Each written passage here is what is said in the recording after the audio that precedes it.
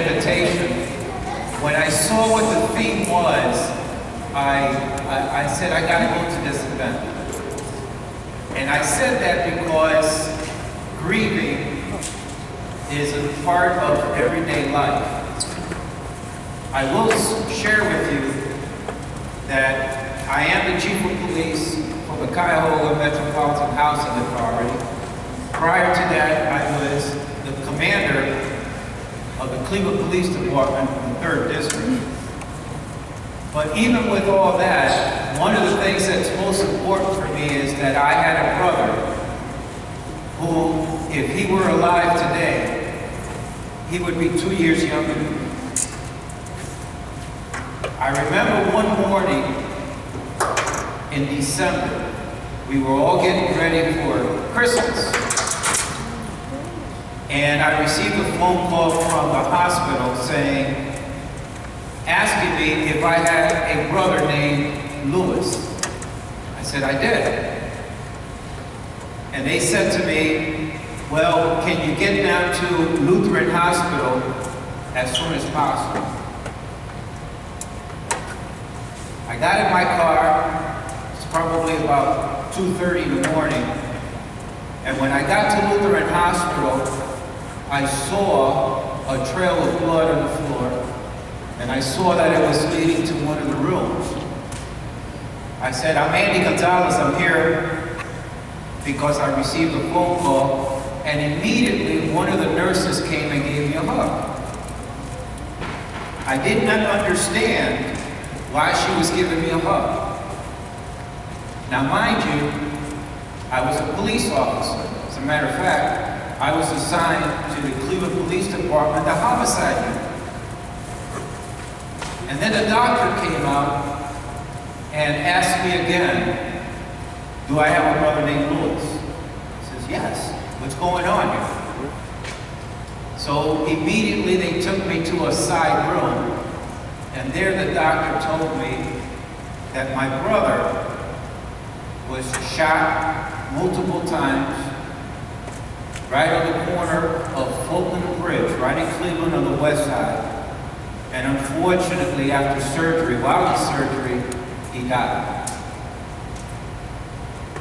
You don't know how to deal with news like that. It's not supposed to happen to you. And more importantly, being the oldest in my family, I'm not supposed to lose a younger brother. So the pain started, and I did not know how to deal with that pain. And the pain became even more and more severe when I had to call Mom and Dad. And I told Mom and Dad that they have lost a son. And hearing my mom's crying on the other side of the phone was unbearable. And hearing my dad's silence was unbearable. So why do I say this story to you? I say it because every single day when I get up, I have a picture of my brother. And every single day I grieve. The pain always comes up. And sometimes the pain becomes so unbearable that I do cry. I almost cried today when we were releasing the balloons. What a beautiful sight.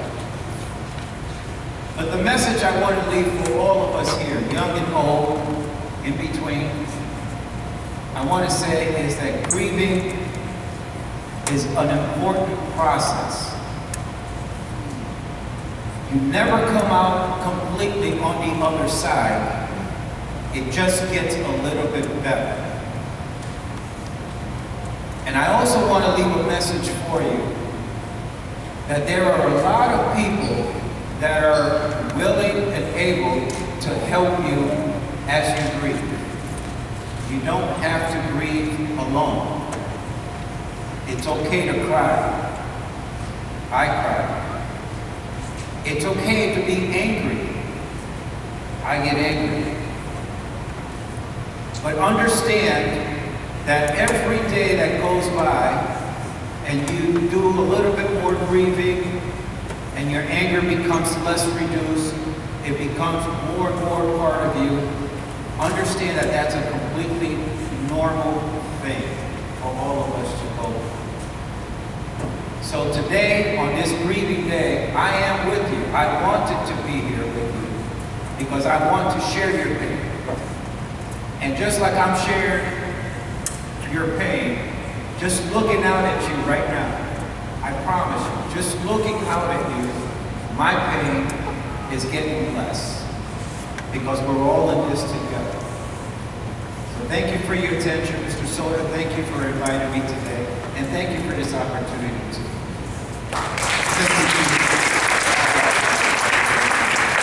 And just to add to that, I've been following Chief Gonzalez for a while. You probably don't even know him. But he is very approachable, especially youth. I know he loves youth. So if you have any questions or anything or want to approach Chief Gonzalez, I'm pretty sure he's open to it. Again, thank you, Chief Gonzalez. At this time, I would like to acknowledge some other special guests that we have in the house. Ms. Karen Butler from the City of Cleveland, City Hall, representing Mayor Frank Jackson. And also Michelle Hall from Cuyahoga Metropolitan Housing Authority.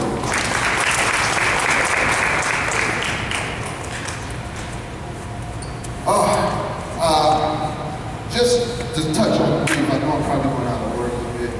I work in a program where I serve youth from 13 to 19. And in the last 3 years, I personally have had 3 of my youth get killed in the city of Cleveland.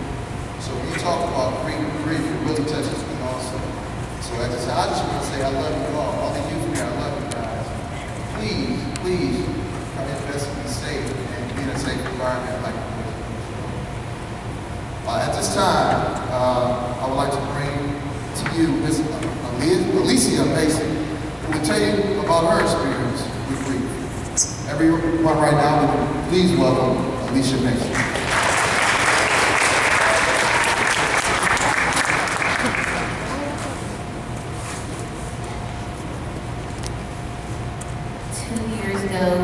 On October 17th, I lost my father to suicide. And when I found out, I was very heartbroken. It felt like I could feel my heart breaking into like a million pieces. I go to Cornerstone, and it really helps to know that I have people here for me when I need a shoulder to cry on. I go to, sometimes, like in the summer, I go to their camps and I meet friends where they have similar losses, and I comfort them the way that they comfort me.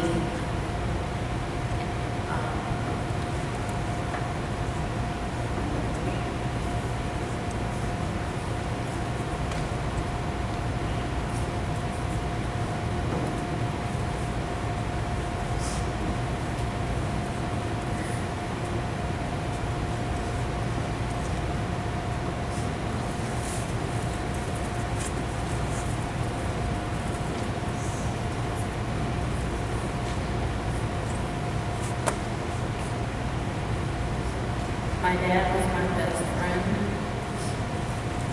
He was always tough, and he told me not to cry.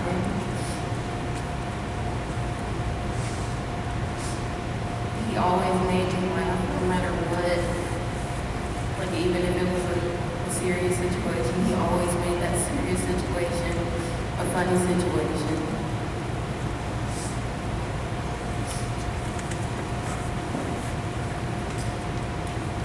I was very close to him,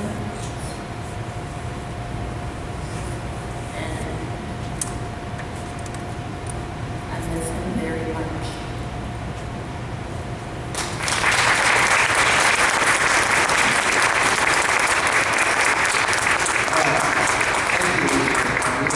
We really appreciate it.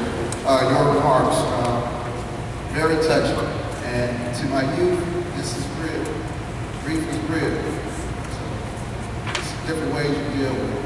But if you ever need somebody to talk to or a shoulder to cry on, I'm available. There's people here at the Boys and Girls Club are available. Everybody's available to you. Thank you once again, Alicia. Please welcome Ms. Latoya Jones.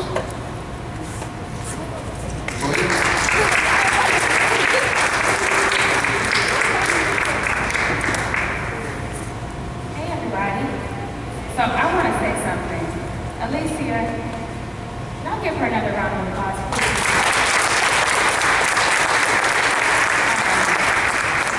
It takes a huge amount of courage to come in front of a group of people like you guys and tell about a story that means so much. And you're my hero. And that was big. That was big. So I'm here to talk to you guys about an experience that I had. Let me ask you guys a question. How many people here have experienced a loss? Okay. How many people, when it happened, wanted to cry? How many people were angry, frustrated, mad? How many people just didn't understand? Yeah, right? When I was younger, my mother died. And just like many of you, I didn't understand. I didn't know why she died. I didn't know why it happened to me. I didn't know why I was chosen to be that one, Alicia. I didn't understand. And I was just like you guys. Same age, just with grief. Someone once told me, guys, that grief can push out of something that was always there. You only understand it's not there anymore. You guys ever felt that before? Reaching out for something that was once there that you once had, and it's not there anymore. When I was younger, my mother died. She committed suicide. She decided one night that life was too much, and she grabbed every piece of crack cocaine that she could find in her room, and she overdosed. At the time, she didn't think about me. She didn't think about other people. And I was left to deal with the effects of my mother's death. It was hard. Sometimes I felt alone, I felt all by myself. Sometimes I thought that death for me was the only option. The good news is that there were so many people, just like the people that are here today, that were there to help me. There were mentors and group leaders and community organizations and leaders in the community like you're gonna be today that were there to help me. The difference was I didn't know how to ask for the help. I didn't know how to say, hey, I'm hurting. Hey, I'm mad. I'm frustrated because my mother died. I didn't know how to say, hey, I feel like I don't have nobody because my mother is gone. I didn't know how to say that. And I hope you guys aren't like me when I was little. I hope you guys have the courage, the tenacity, and the fight to reach out for help. Once again, I said that grief is reaching out for something that wasn't there. When I was younger, because my mother died, I was placed into foster care. I was bounced from house to house to house to house. One day my last name was Jones, the next day it was Matthews, the next day it was Smith. That was grief. One day I had a blue bed, the next day I had bunk beds. Yeah, that's grief. Because I was reaching out for something that was once there, only to find that it wasn't there anymore. So I hope you guys listen to stories like Alicia. I hope you guys listen to the stories that come today and you have the courage to say I need help. The courage to say that you want something better. The courage to ask for help. How many people have the courage? Raise your hands.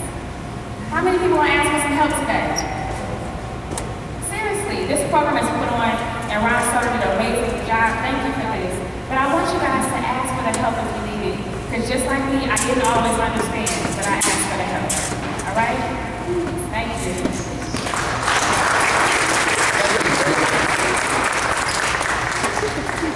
Again, thank you, Ms. Jones, for your wonderful talks. And, boys and girls, I just want to say that this is really an honor for me to listen to the story. And I'm curious to listen to know how you guys are taking this. This is a beautiful event put on by all the sponsors here. And I think it has got to be, I'm a pretty big guy, I'm brown and orange. And when you take this off, I felt a tear come down my eyes. men be quiet too. Boys and girls, I consider this was a wonderful, wonderful event. And right now, Mr. Bo Johnson is going to do a beautiful song. So can you please give him a applause for Bo Johnson.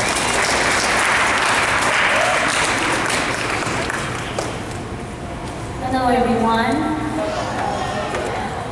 This was a beautiful, beautiful program. I think we should give everyone that put this together a big round of applause.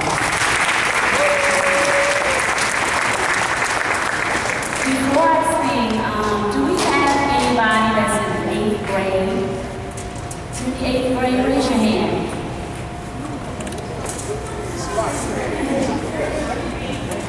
I was in the 8th grade when I lost my dad. And my parents were divorced. So the weekend that my father passed away, I was supposed to go to his house for the weekend. And you know how we pack our bag and we wait and we wait and we wait. Well, my dad lived by himself. So he passed away and they didn't find him for a few days. And I am very much older now. But there's not a day that goes by that I don't think about my dad and the what ifs, you know. Somebody would have heard him, somebody would have called him, he would still be here. So if you are blessed to have a parent or a grandparent or a guardian that really loves you, I want you to do me a favor today. Can you do me a favor? Tell them you love them. Tell them in their face. Tell them that you appreciate them. Because we like to hear those nice words and we do nice things, right? So if you do have someone that loves you and is caring for you, then you just thank them, okay? Because the last time I talked to my dad, I didn't tell him. And that's a regret. And we never want to have regrets, okay? So, do we all remember Whitney Houston? And the song that she sang, The Greatest Love of All? It was originally done by a gentleman named George Benson, but she is more around our ages, so we will pretty much remember her, okay? So I'm going to sing that and then we'll be done with the program, okay? I believe the children are our future, that you teach them well and let them lead the way. Show them all the beauty they possess inside. Give them a sense of pride to make it easier. Let the children's laughter remind us how we used to be. Everybody searching for a hero. People need someone to look up to. I never found anyone who fulfilled my needs. A lonely place to be. So I learned to depend on me. I decided long ago never to walk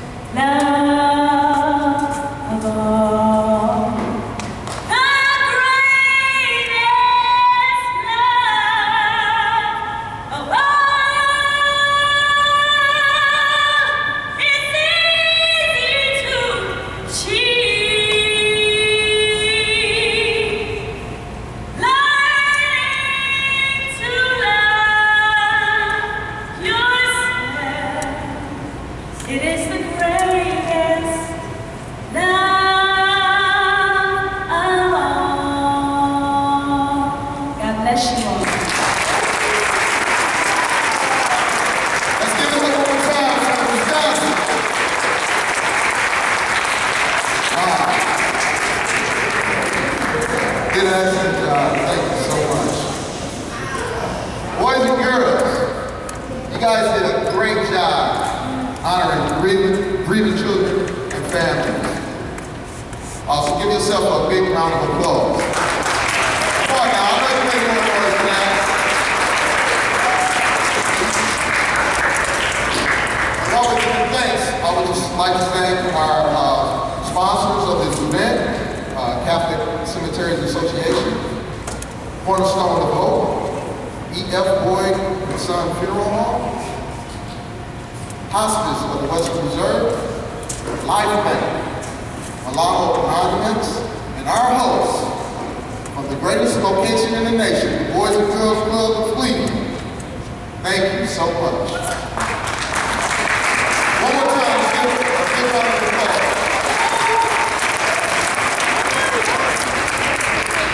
Boys and girls, ladies and gentlemen, I have really enjoyed it. I would like to leave you with this final thought. Love is stranger than death. Even though it can't stop death from happening, but no matter how hard death tries, it can't separate you from love. It can't take away our memories. Either in the end, life is stronger than death. I am Leonard Davis, and I've been pleased, very pleased, to be here with you today to participate in this event, the Greater Cleveland Honors Children Grief Awareness Day, 2013. Please enjoy the refreshments, and again, you guys have been beautiful.